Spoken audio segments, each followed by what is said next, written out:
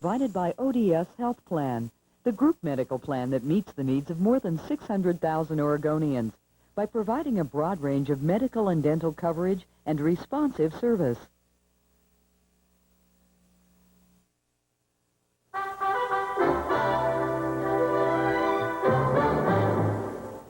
Good evening. I'm Roger Mudd in New York.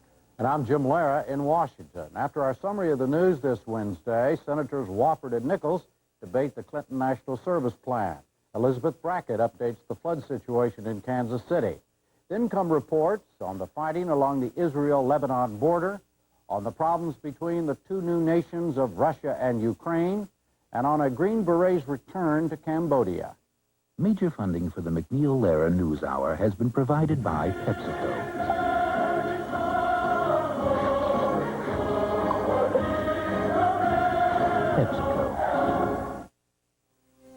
And by the Archer Daniels Midland Company. ADM, supermarket to the world. And by New York Life, yet another example of New York Life's wise investment philosophy. And by the Corporation for Public Broadcasting, and by the annual financial support from viewers like you. President Clinton said today he was prepared to protect United Nations troops in Bosnia with U.S. air power. French peacekeepers were fired on by Serb gunners in Sarajevo twice over the past 3 days. The French government demanded the UN immediately implement a plan for Western planes to provide air cover for their troops. President Clinton explained the U.S. position on such a mission at a Washington news conference this afternoon. We are prepared to fulfill our commitments, yes, and the procedure is as follows. The United Nations forces in Bosnia must ask the Secretary General of the United Nations for assistance.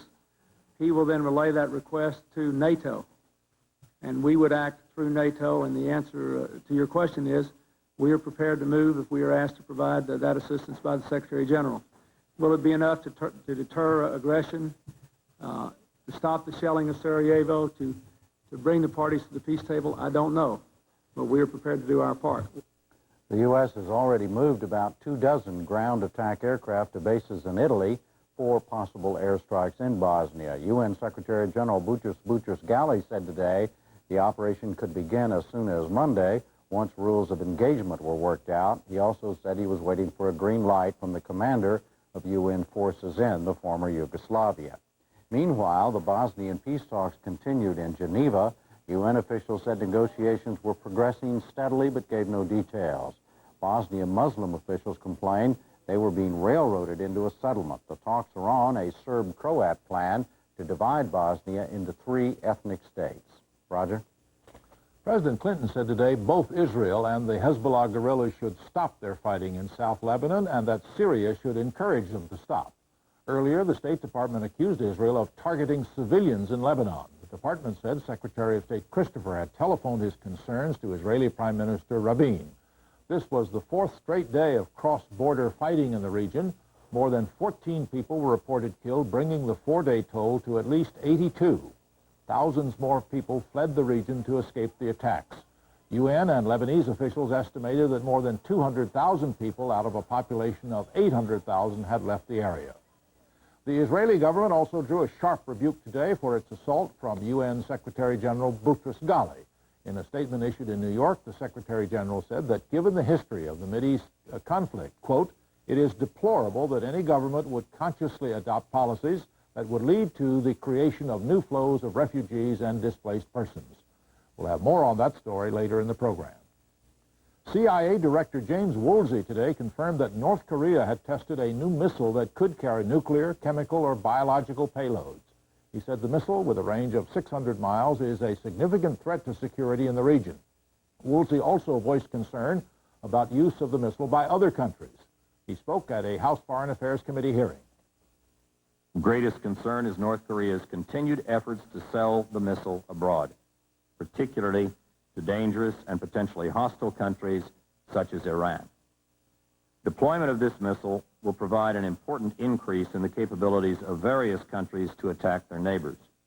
With this missile, North Korea could reach virtually all of Japan, Iran could reach Israel, and Libya could reach U.S. bases and allied capitals in the Mediterranean region.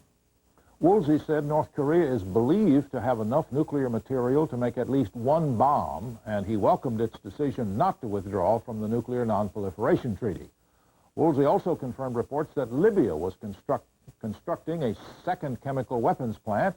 He said Libya continues to evade international attempts to stop its production of chemical weapons. President Clinton put more pressure on Congress today to pass his budget plan. He assembled a group of more than 60 corporate executives at a White House news conference to endorse the plan. They echoed the president's call of recent days to end the gridlock and get on with it. They called the president's goal of $500 billion deficit reduction essential to restoring economic growth. On Capitol Hill, Democratic negotiators continued to work to meet a Thursday deadline set by the leadership. Some conservative Democrats, led by Senator David Bourne of Oklahoma, have threatened to vote against the budget if the conferees do not eliminate a proposed gas tax and make more spending cuts. Mr. Clinton was asked about the threatened revolt at his news conference. Let me say this. The atmosphere in discussions here is not as bad as, if anything, it's a little better than it was before the initial votes were taken in the Senate and the House. We'll just have to see. I mean, I think in the end, a lot of them, whatever the situation is, they're going to have to make up their minds whether the consequences of voting no for the country are graver than the consequences of voting yes. If that's the question, they'll all vote yes. Republicans made it clear they would be offering little, if any, support for whatever plan the conferees produce. Senator Phil Gramm of Texas spoke at a Capitol Hill news conference today. As people who save and invest and create jobs look at this plan, they see a massive tax increase that will raise taxes by over $250 billion, whether the House version or the Senate version prevails in conference. And you can't get more savings by taxing savers. You can't get more investment by taxing investors. You can't get more job creation by taxing the people who create jobs.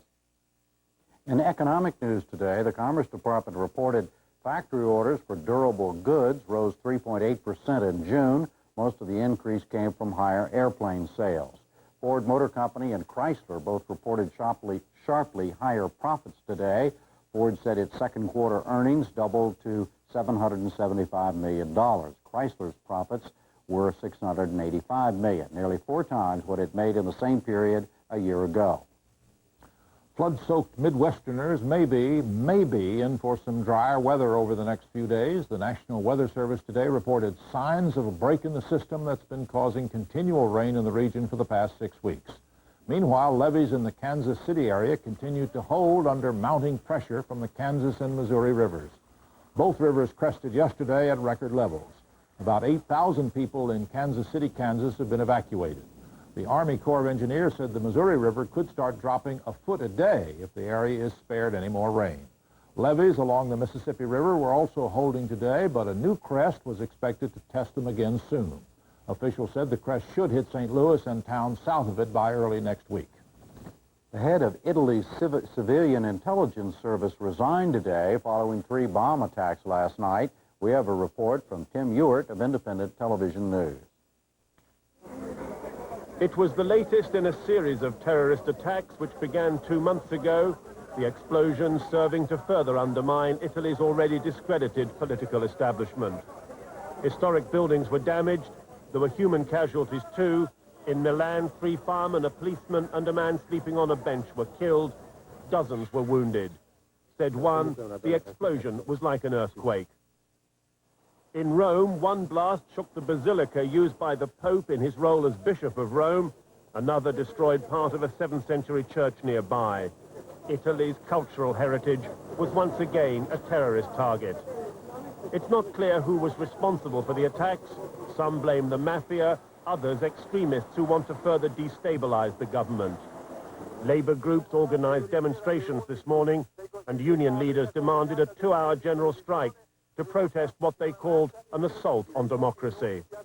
And that's it for the news summary tonight. Now it's on to the national service debate, a Midwest flood update, the Lebanon-Israel border fighting, problems between Russia and Ukraine, and a return to Cambodia.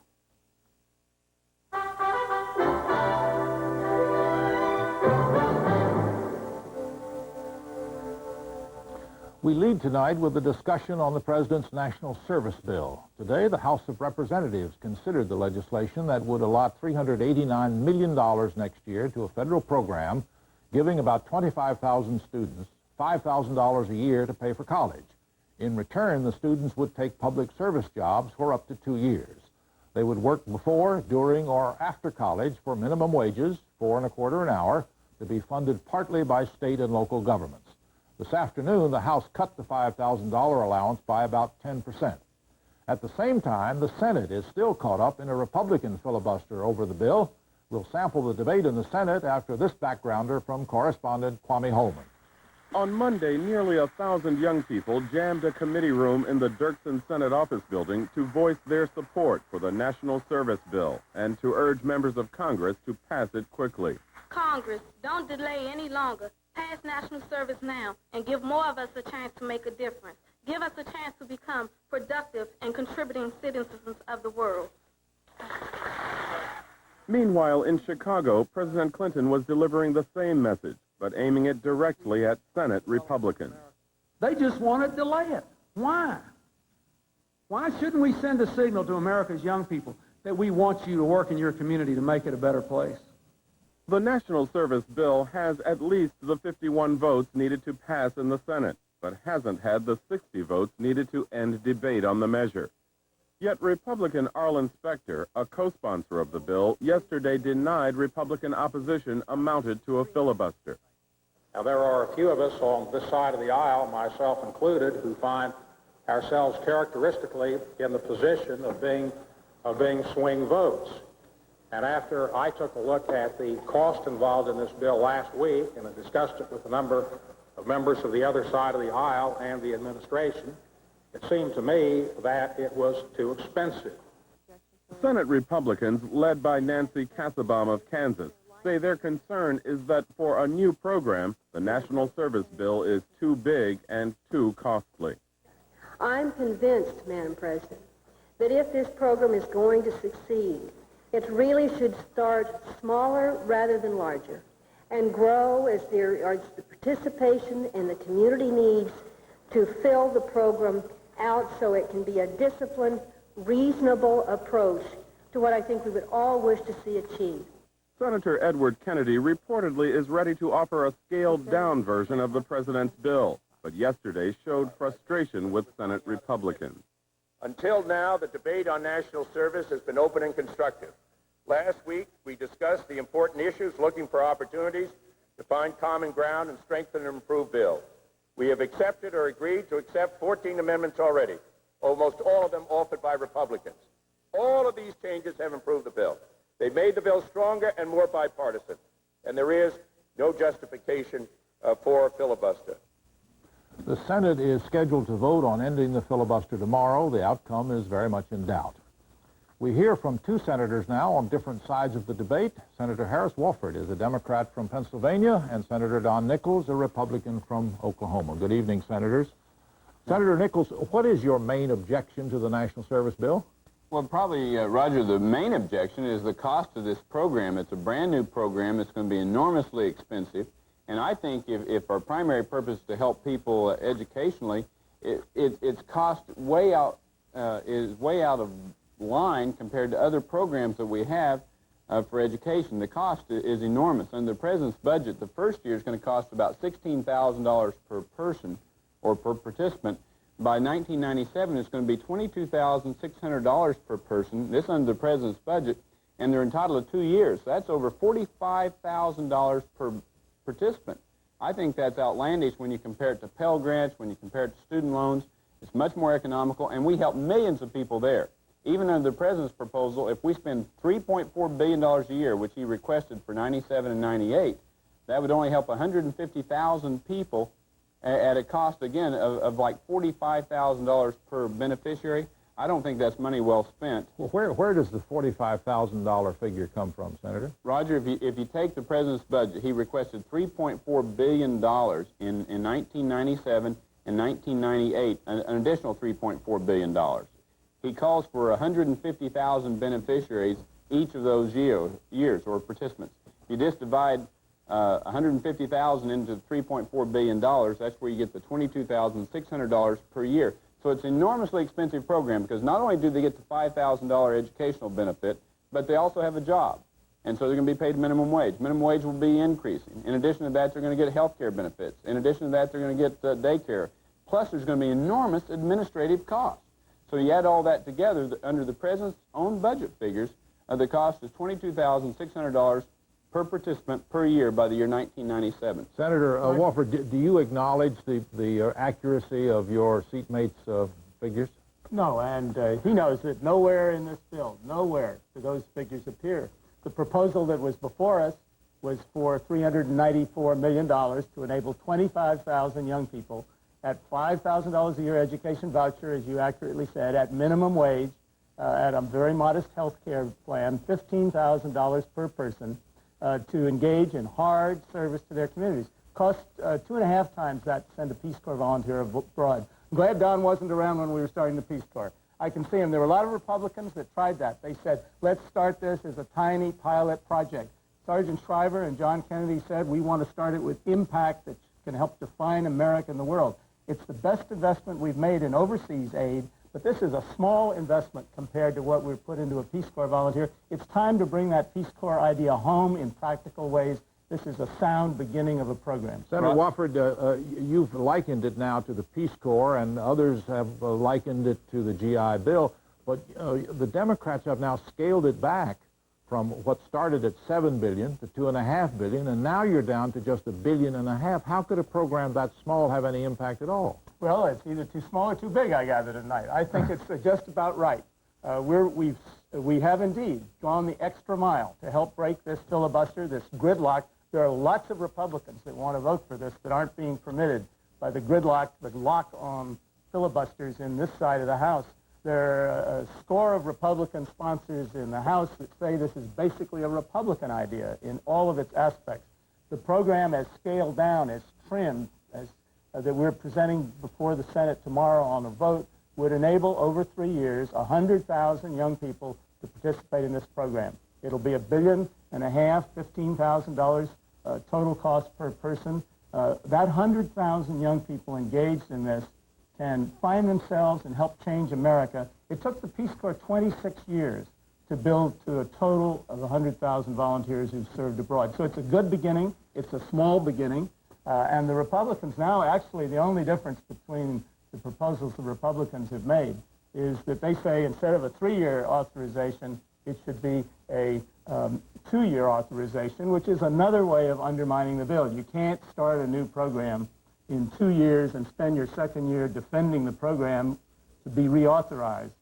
We're down to a narrow, petty difference, and this filibuster is being used to keep dozens of Republicans from voting for this bill who want to vote for this bill. Roger. Senator Nickel, go ahead and tell me about the 2-year proposal. Wouldn't that really gut the bill I will say that some of our colleagues on the Republican side are interested in a compromise, and they proposed a 2-year program instead of a 3-year program, and they've proposed definitive amounts for the first and the second year. The bill that's now pending before the Senate has $394 million the first year, and then it has such sums in the future. Well, the president proposed 394, but then the next year he said 1.2 billion. Not just in the president's budget, 1.2 billion the second year, 2.4 billion the third year, 3.4 billion the fourth and the fifth years. Also, I might mention, Roger, the president a week ago said that this program is going to benefit millions of Americans. Those are his words. Now, the president's promoting this program, and he says it's going to benefit millions of Americans. If it benefits 2 million Americans, the cost is $45 billion per year. Well, was that a campaign? Come on, Ben. Stop kidding. Stop kidding. Wait a minute. It's the direct student lending that's going to immediately benefit millions of Americans, and that's before the Congress today. So, Senator Nickel, was that rhetoric, or was that a presidential promise that it would help millions? The president made this statement on Larry King last week, and I fell over because the proposal before the Senate is $25,000 first year, but he said on Larry King last week this is going to benefit millions of people. If so, it's going to cost at least $45 billion a year. Larry, go ahead, Senator Wofford. Roger, every Peace Corps volunteer affects hundreds of people. every participant, every one of the 100,000 here is going to help and affect thousands of people. The direct student lending, which is a different program but tied to this, is going to enable college loans tied to your income to be available to millions of college students. The bill before us is very modest. It's fine to talk about proposals in the campaign or elsewhere. This bill before us is for 25,000 young people. We were proposing that it would only increase in future years to the extent that it proved itself, that it was cost effective. The community said this is really worth it, and young people like the ones you saw on the show said they want it. But the Republicans wanted specific numbers, so we've given them some modest numbers. Senator Nickel, let me ask you, let me go back to the 2-year question I asked. It has been suggested that one of the reasons the Republicans want it for 2 years is that the debate to reauthorize the bill would then come in 1995 rather than in 1996, which is a presidential campaign year. Is that accurate? No, I really think the reason why Republicans and other people are saying, well, if it's a brand new program, before we get this thing into multi-year authorizations, before we allow this thing to ramp up and cost billions upon billions of dollars, we ought to look at it. We ought to find out whether or not it has some successes. And frankly, the costs are so enormous compared to student loans. Give you an example. Student loan average cost, including default and interest, is a little over $400 per student. This program could cost $22,000 per year per student or $45,000 per participant. It is not a good cost-benefit ratio if you're trying to help young people go to school. Well, I hope Don will join us to complete the Pell Grants and student loan funding, which is we had before the Congress in the Growth and Jobs Bill, and the Republicans vetoed and filibustered that.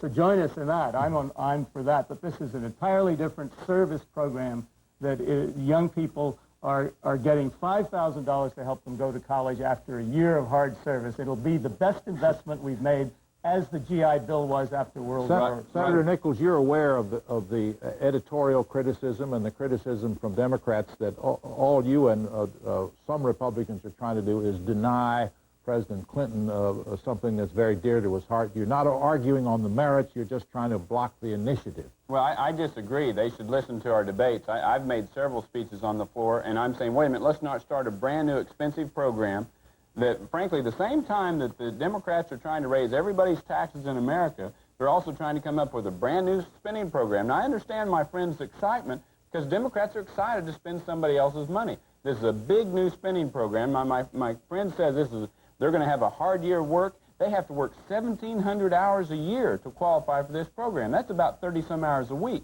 That's not hard work. And some of us seem to think that really you can teach people better how to work in the private sector than you can by having a bunch of federal bureaucrats dictated 1/3 by Washington, 1/3 by the states, and 1/3 by different organizations teaching people how to work. We think the private sector, volunteers, and volunteers who even aren't paid can do a much better job serving the community than a whole army of federal bureaucrats that we're going to be paying $22,000 a year, $16,000 a year the first year. My friend who let us go from less than $1 trillion to $4 trillion in debt in this country, I can't quite understand his credentials to talk about belt tightening. I'll be happy to compare my credentials compared to yours. I'll be willing to compare my $65 billion Senator Wofford, with you, Don. Senator Wofford, Senator Nichols says that such a program as this will undermine the American tradition of altruism and unpaid volunteerism. What's your response to that? Well, Elizabeth Dole, President of the American Red Cross, has sent a strong letter supporting this bill, saying exactly the opposite, that full-time volunteers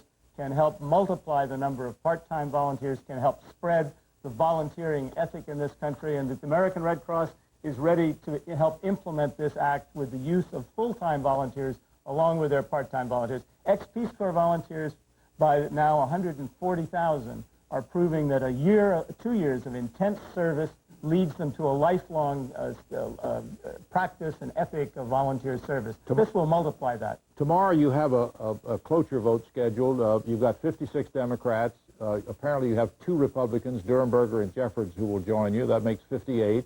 You need 60. Where are the 2 Republicans going to come from? You have any names for me? I have some names in my heart. We'll see tomorrow, but there are far more Republicans than just those 2 that want to vote for this bill. The issue is, will the Republican lock on the filibuster let the Republicans who are co-sponsors and who support this bill vote for it? You mean like Senator Mack of Florida? I mean, You mean Specter? Number of co-sponsors, yes, indeed. How about you, Senator Nichols? Do you have a prediction for tomorrow? Well, I'm hopeful that cloture will not prevail, and this will be a real victory for taxpayers.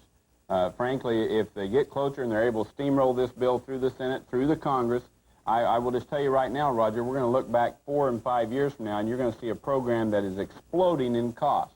And people sometimes wonder, why does the deficit go up? Well, it's because Congress passes authorization legislation that has enormous potential, enormous appeal, and frankly, it's going to cost taxpayers billions and billions of dollars. Well, 60 corporate leaders say this will be the way to...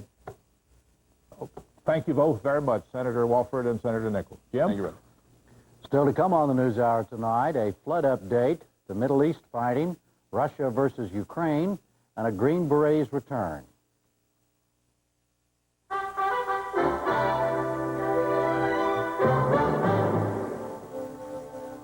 Next, Elizabeth Brackett reports from Kansas City on the flood that came, but not as terribly as feared.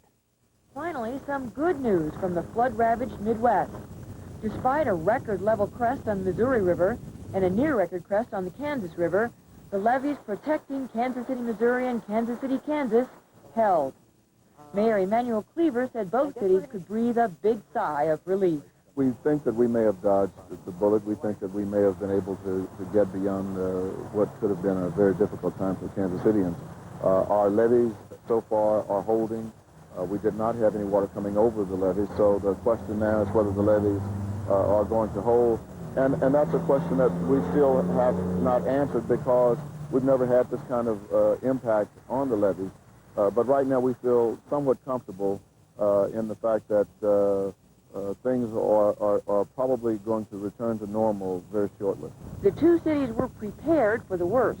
On the Kansas side of the river, several low-lying business districts were evacuated when the two rivers began rapidly rising on Monday.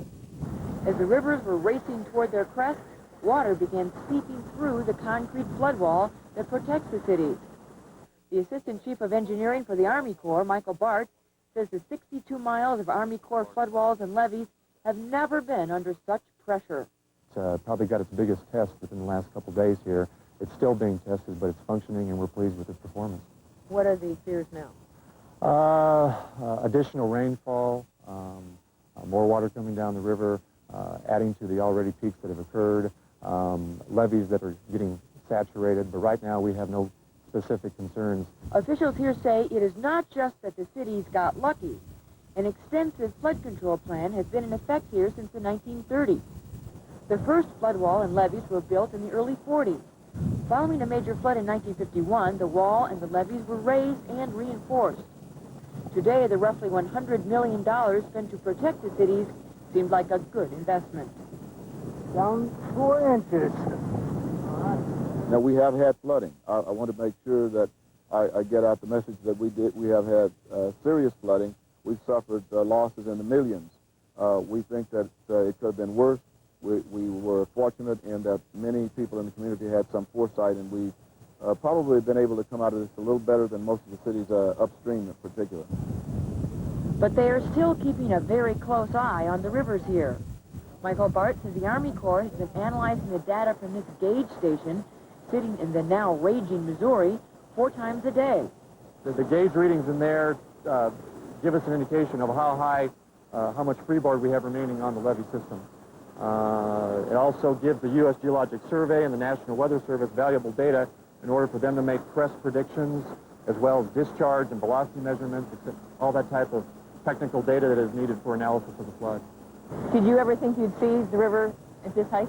Yeah, basically. There's a lot of folks who worked the 1951 flood who are retired or now deceased that you read in books and you read stories about it and you say, oh, gee, would have been interesting to see what it did there, and here we are again. In fact, I think it's a correct statement that every high water mark from basically northern Missouri all the way to St. Louis has been broke or will break. But 10 minutes upriver from Kansas City on the Missouri River, the small historic town of Parkville has not escaped the floodwaters. Unprotected by any levee, the water began rising here 3 weeks ago. Now, 40% of the town's business district is underwater. The strange sight brought young and old to the water's edge.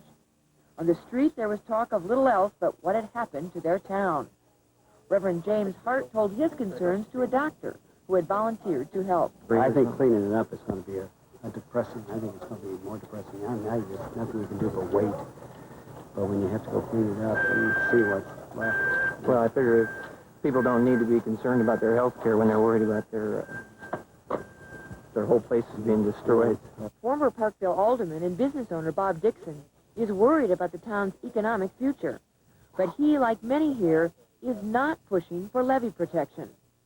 I don't think that, per se, spending millions and millions of dollars for a levee would be particularly beneficial, at least for Parkville, considering that overall the smallest percentage geographically of the town that is affected, but certainly a large percentage of businesses are hurt.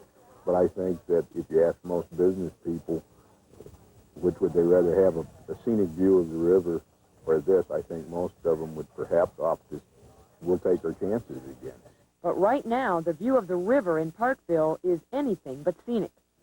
Instead, the view is of one more town that has learned this summer it is nature, not man, in charge.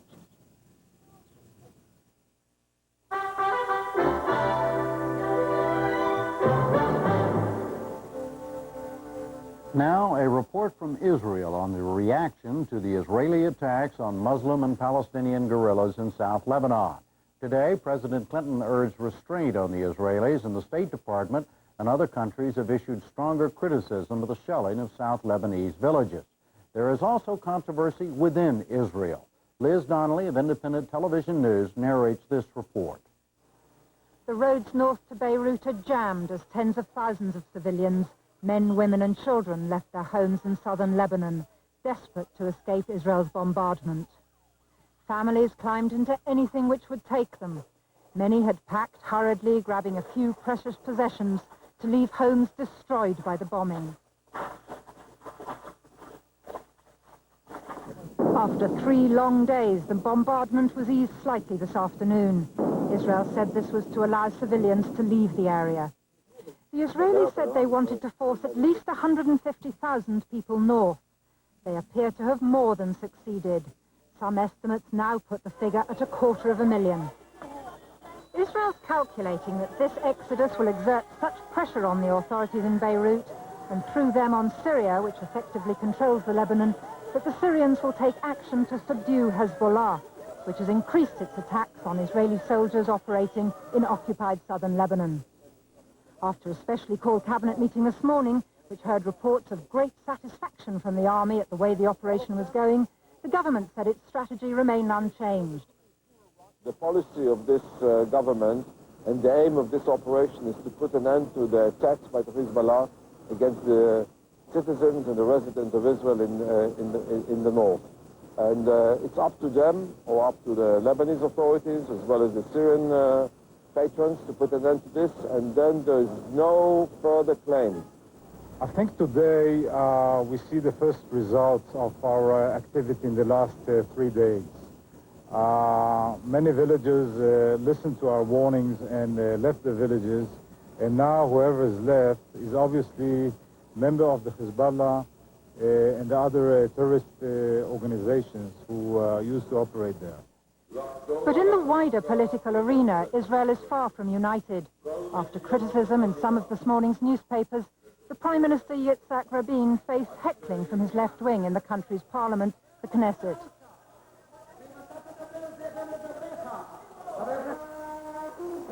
Israel's aim has been to suppress Hezbollah, which despite the punitive attacks is defiant. And as its leading cleric Sheikh Fadlallah buried more of their dead today, Hezbollah was determined its message would not go unheard.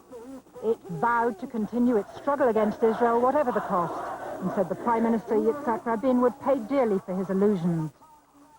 Syria says Israel's attack could threaten the whole Middle East peace process, but unofficially observers believe Syria's calculating the bombardment will backfire on Israel in the months to come. In the process of having those pictures being seen around the world, perhaps the Syrian point of view would be heard more attentively than has been the case up to now.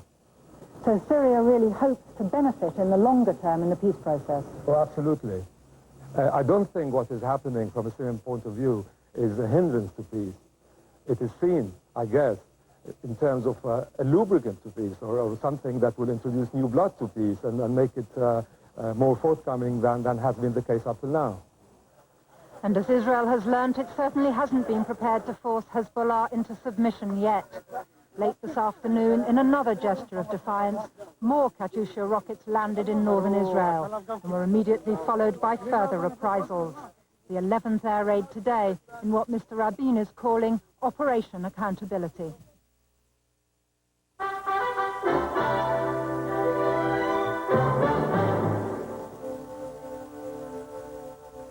Next, a report from Ukraine, the former Soviet republic that inherited an enormous stockpile of military hardware when the old superpower collapsed. This week, the Ukrainian government officially agreed to dismantle a few of the several thousand nuclear missiles which are aimed at the United States. But Ukraine still has many other nuclear warheads and also has claims on part of the Soviet Navy. All this adds up to tense relations between Ukrainians and their former comrades in Moscow. Special correspondent Simon March reports from Kiev.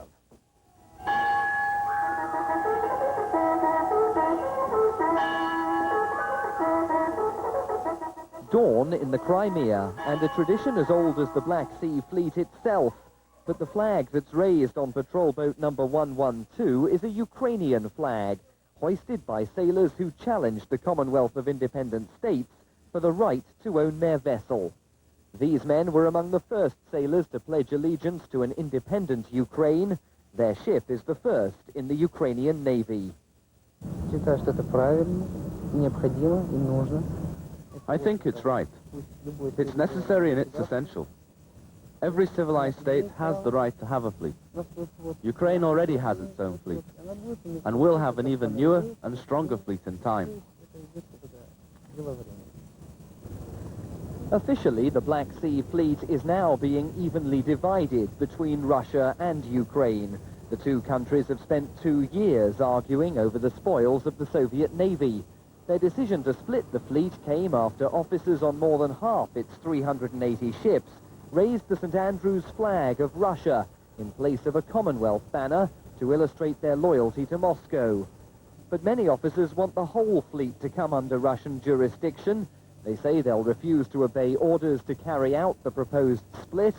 Captain Alexander Yeliseyev has served on the Black Sea for 17 years.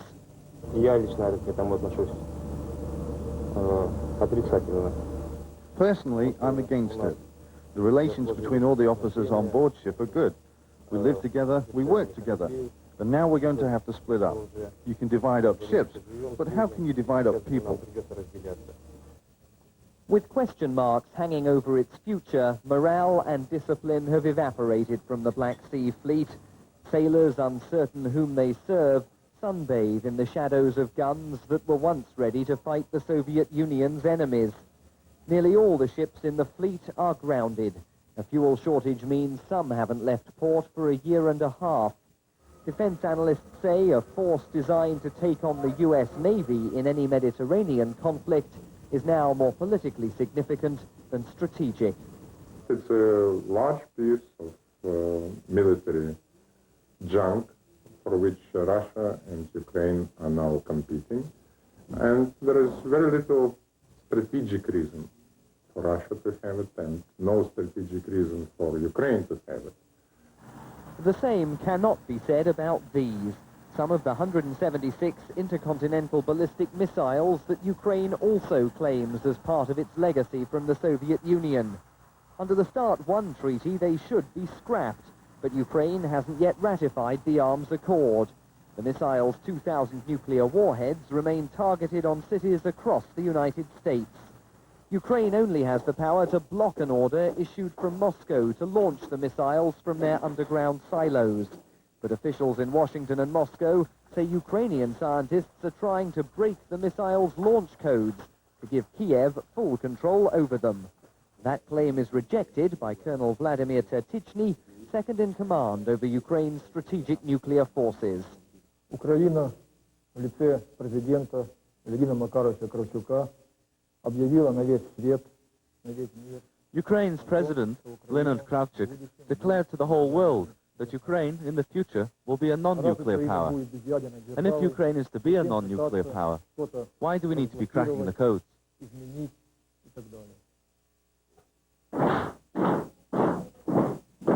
2 years after Ukraine first promised to ratify START 1, the control room from which any nuclear war would be prosecuted is still fully staffed. The United States has offered $175 million to help cover the costs of dismantling the missiles. But the Ukrainians say that isn't enough, and that it's in the interests of the West to find some more money.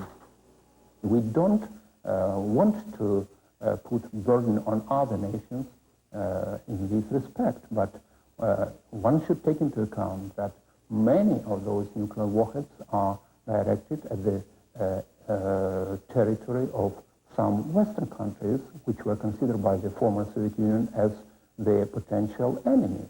And therefore, by removing those warheads, by dismantling and destroying, the security of the United States would be strengthened. The government says the Ukrainian parliament needs more time to consider ratification of the START agreement, but some voices inside it aren't interested in eliminating Ukraine's nuclear weapons at all. When Ukraine declared independence, most parliament members were keen to disarm, but in the past 2 years, many have been persuaded by the arguments of opposition leaders like Vyacheslav Chernovil. Если бы нас завтра не стало ядерного оружия, о нас бы забыл весь мир и отдали бы нас на растерзание некоторым нациям. If we give up our nuclear weapons tomorrow, the world would forget about us straight away and hand us over to be ripped apart by our neighbors. The presence of nuclear weapons in Ukraine, regardless of whether we have full control, has a deterrent effect. The argument that the West is ignoring Ukraine is heard time and again in the capital, Kiev. Many citizens in a country the size of France say the West incorrectly treats Russia as the single inheritor of the Soviet Union's problems and its resources. The government here says Ukraine is a neutral state, and yet even if it does scrap the nuclear weapons based on its soil, it will remain a military power to reckon with. It now boasts the largest conventional armed forces in Europe, and many Ukrainian politicians say it already has a clear potential enemy. That enemy is its old Soviet brother, Russia. An imposing monument marking the 300th anniversary of the agreement that brought the two countries together is now out of tune with many of the sentiments expressed. Some Russian political leaders have openly called for swathes of Ukrainian territory to be returned to Moscow's control. Ukrainian presidential advisor Anton Buteyko says his country's nuclear policy reflects threats to Ukraine's independence. Certain countries, certain neighbors, including the big one, are having the territorial claims. And we proclaimed the nuclear-free status of Ukraine at a time when no one expressed any territorial claims towards Ukraine. And now the situation is changing. Therefore, we have to act accordingly. One way Ukraine is acting is to form its own army and national guard. At a base just outside Kiev, recruits are trained with live ammunition. Ukraine's armed forces are now 500,000 strong. Loyal only to Kiev, they say they're ready to tackle any future threat. It's not a question of who we're fighting against, but rather whom we're defending. I serve in Ukraine. Should the occasion arise, I'll be ready to defend my country. But like many officers, Lieutenant Colonel Anatoly Malakhov finds a war with Russia difficult to envisage. I don't think that a war or any sort of armed conflict between Russia and Ukraine will happen. It cannot happen, because fathers do not fight their sons, and many of our officers have Russian relatives. How can you fight your own family? These Ukrainian army recruits are being taught a new history about their Russian relatives. They're told that the Black Sea Fleet historically belonged to Ukraine and was seized by the Bolsheviks in 1919. Ukraine's claim to it today, like its claim to nuclear weapons, is based on rights of inheritance. Ukraine is a peace-loving nation, and we want to be in peace with all nations, but we want also to have a security. And therefore, as a nation, the first nation which inherited and which has the right to possess the nuclear weapons, because we inherited it from the Soviet Union. We are successors. We are equal successors as other republics of the former Soviet Union. Therefore, we have the right for that nuclear weapons. But others argue that the West shouldn't let Ukraine shift the argument towards ownership of its nuclear facilities. At that point, they say the superpower arms agreement signed so far will be lost. I don't think that you can, by negotiation with Ukraine, to solve this problem, because, well, when you say negotiating with Ukraine, you recognize that she is a nuclear country, that she possesses nuclear weapons. Now, there are 5 official nuclear countries, and none of them would give up nuclear weapons. So if you recognize Ukraine as an officially nuclear power, forget about denuclearization of Ukraine.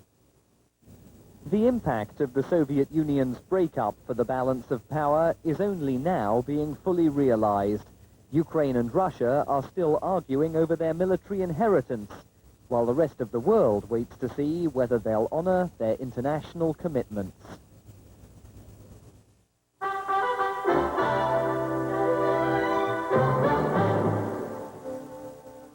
Finally tonight, the story of a Vietnam veteran working to heal the wounds of war in Cambodia.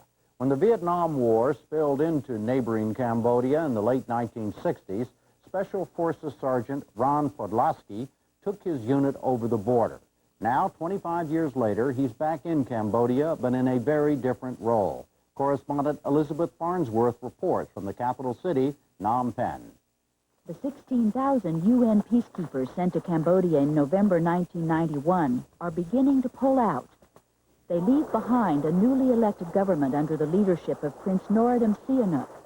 But Cambodia is still precariously balanced between 20 years of war and a fragile peace. And the wounds of war are proving slow to heal, especially the injuries caused by ubiquitous landmines. All the factions here use landmines, and now Cambodia has the highest percentage of physically disabled inhabitants of any country in the world. We're going to put hands on this guy shortly. So. Vietnam veteran Ron Podlasky came here to do something about that. This war was fought with landmines, the sentinels that never sleep. They never go away. They'll always be there. We'll be here a long, long time. 2 years ago, the Vietnam Veterans of America Foundation sent Podlasky to Kien Klang, a government rehabilitation center across the river from Phnom Penh. He came here to set up a prosthetics workshop and clinic, but first he had to solve more basic problems. This is their kitchen. This is what they got, and this is how they cook. This table is a Russian ammo box. There was nothing being done to help these people. I was absolutely outraged. All the children had worms. All the women had anemia. They were breastfeeding children. The children were sick. All these men had infected stumps. We had people with tuberculosis, syphilis, everything. This man was wounded. He lost one eye. And when they operated on him, they took out his good eye. This is the other side of the wall. You go to Washington, D.C., and the wall has one side only, 57,000 plus American soldiers that lost their lives in Indochina. This is the other side of the wall 20-something years later, and it's still going on. For Podlasky, the war began in 1968 when he joined the Army as an alternative to reform school. He was wounded twice in Southeast Asia, serving in one of the elite units of the Green Berets. It was a very small unit that ran operations in Laos, Cambodia, and North Vietnam. Our primary objective was to monitor troop movement on the Ho Chi Minh Trail, and when a pilot was lost or shot down and we could locate him through radio signals, they would send one of our teams in to try to get him out. So we ran quite a few missions inside Cambodia. And these were all secret? You were... All top secret. We were never in Cambodia, Elizabeth. We never bombed Laos. After returning home from Asia in 1969, Podlasky worked with troubled children in Vermont and supported the anti-war movement. I think that the bombing of Cambodia, the secret bombing of Cambodia, by Richard Nixon and his administration, Henry Kissinger, was one of the single most effective ways to empower the Khmer Rouge. They were recruiting people left and right after we started bombing cities so far away from the Vietnamese border. The fact is that when 1975, when the Khmer Rouge, quote, liberated Cambodia, they emptied the city of Phnom Penh of 2 million people in 3 days' time because they said the Americans are coming to bomb. Pol Pot and the Khmer Rouge tried to radically restructure Cambodian society and were responsible for more than 1 million deaths. Podlaski saw the results of Khmer Rouge rule when he returned to Cambodia in 1986 after a trip to Vietnam with other veterans. And I thought I had seen it all, that there was nothing you could show me in this world that I didn't know. Well, I went into Cambodia and for the first time witnessed the after effects of genocide. Going out to Tuol Sleng, which was the torture center in Phnom Penh where the Khmer Rouge interrogated, tortured, and eventually killed their prisoners. And it stuck in my mind. It just, we've got to do something to help these people. Why is this guy, he can't straighten his knee out? What do you think? So in 1991, Podlaski moved to Cambodia to help amputees at Kien Klang. With the assistance of other Vietnam vets, he hired a doctor, hauled in clean water, and began to set up the prosthetics clinic. Now in 1993, the Kien Klang workshop is producing more than 90 limbs a month, using a special technology developed in Jaipur, India. We have contractors putting in cement floors. We have all kinds of activities going on. And while it's all going on, we've got 9 men building wheelchairs. We've got men and women building Jaipur feet and Jaipur limbs. So that's the beauty of the Jaipur technology, is that you can operate in the middle of the forest and build Jaipur limbs if you have the materials to work with. A landmine took this man's leg in 1990. He's one of 1,000 amputees who have been fitted with a limb here in the last year. The Jaipur limb is cheap and durable and is designed for people who go barefoot. Podlaski is also contesting the prevailing Cambodian view that because of their karma, amputees somehow deserve their fate and that no useful role in society remains for them. The word abilities just kept sticking in my mind, and that's what we focused on, what their ability was, not their disability. Our road was in dire straits of repair. These men and women had to maneuver wheelchairs through the mud, and we repaired that road, and we repaired it with 100% disabled people. On this project, the blind walk for those who can't, and the men in wheelchairs see for those with no eyes. These people have also built their own homes. Some have learned to read and write for the first time, and some have become full-time technicians making limbs and wheelchairs. Without the disabled participating in rebuilding Cambodia, Cambodia will not be rebuilt. That's how many people in Cambodia are disabled. Ron, I'm happy to present to you this token and the check. I'll put the check down.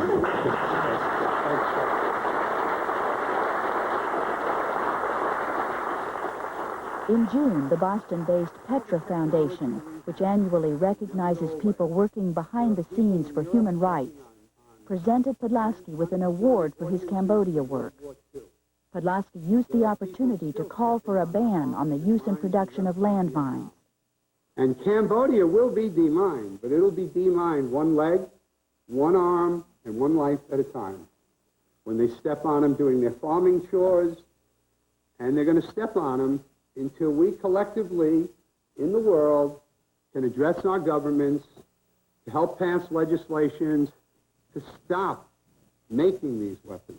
The United States has already agreed to a one-year moratorium on the sale of landmines. But in Cambodia, millions of mines, perhaps as many as 8 million, must still be removed. United Nations troops have begun the process by training local people in mine removal, but only a few thousand mines have been taken out so far. Hundreds of Cambodians are still being maimed each month.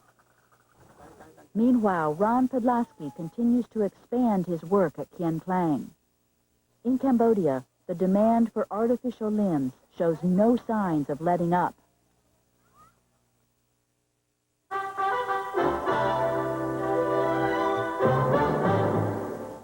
Again, the major stories of this Wednesday. President Clinton said he would seriously consider U.S. airstrikes to protect UN forces in Bosnia. Israel and Muslim guerrillas exchanged fire for the fourth straight day. And CIA Director James Woolsey said North Korea tested a missile capable of carrying a nuclear warhead. Good night, Roger. Good night, Jim. We'll see you tomorrow night. I'm Roger Mudd in New York. Thank you and good night. Major funding for the MacNeil Lehrer NewsHour has been provided by the Archer Daniels Midland Company. ATM, supermarket to the world. And by New York Life, yet another example of New York Life's wise investment philosophy. And by PepsiCo.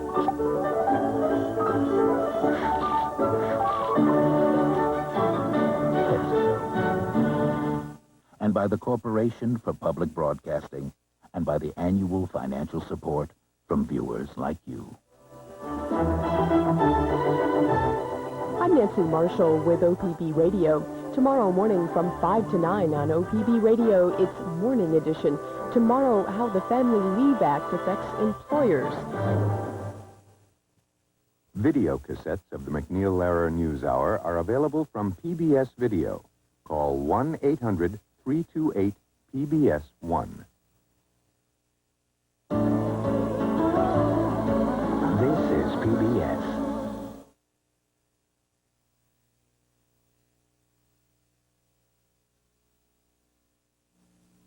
Funding for the MacNeil Lehrer NewsHour has been provided by ODS